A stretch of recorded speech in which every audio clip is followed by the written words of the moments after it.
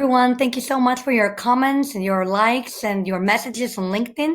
I'm super happy to see that our report with patient insights um, is something helpful to you.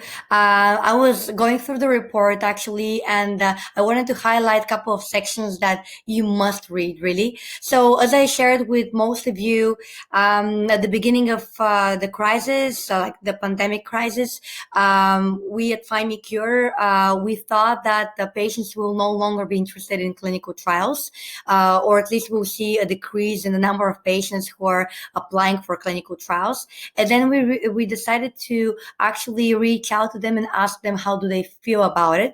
And basically, we reach out to different volunteers that are currently applying for a clinical trial to understand how they decided to actually research on clinical trial as an option, like what's their current situation, how do they feel about COVID-19 and being a part of a clinical trial. So everything's very much compiled in this report, which you can download from the link that I'm going to share later.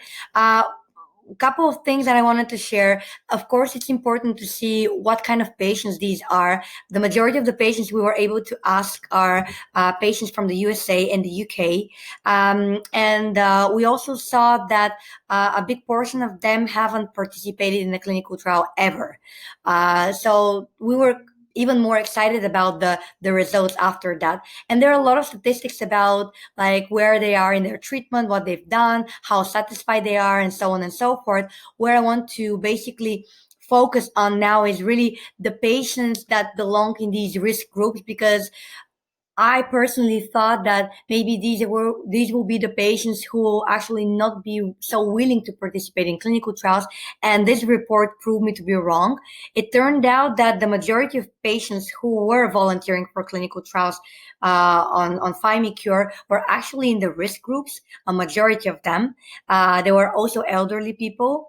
The reason for that, there are multiple reasons. You can have a look at the report, but most of them. If I have to summarize what most of them said, was basically that with or without coronavirus, you are a patient living with a disease with or without a treatment. And so knowing your options and alternatives is super key for them.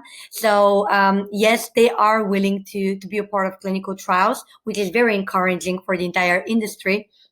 But then, of course, we have to consider how they feel about going to the sites, visiting the sites. So these are all things that you can find in this report. How often do they want to see the doctor? Let's not forget that now that their relationship with the doctor also changed in one way or another, because the doctors themselves, they started doing more telehealth than previously. So maybe now patients would consider that a lot more often as well. So have a look at the report once again. If you have any questions on the statistics, on the numbers, please reach out to us. We're always happy to discuss this with you. And please share your stories as well, because that's very valuable.